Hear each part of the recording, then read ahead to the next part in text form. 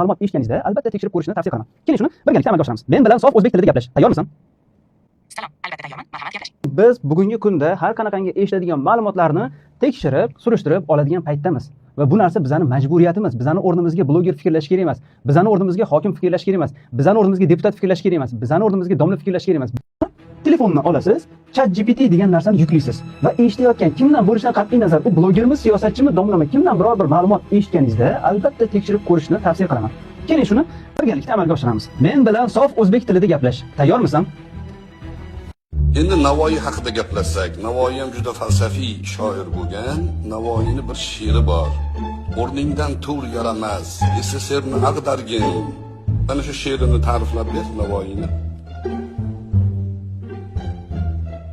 Alisher Navoiyning bu misrasi juda chuqur ma'noga ega. O'rnidan tur yaramas deganda insonning o'z joyidan turib o'zini yaxshilashi, o'z ustida ishlashi kerakligini ta'kidlaydi.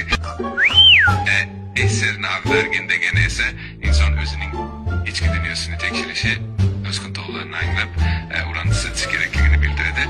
Navoiy bu misrada insonni o'zini doim takomillashtirishga chaqiradi.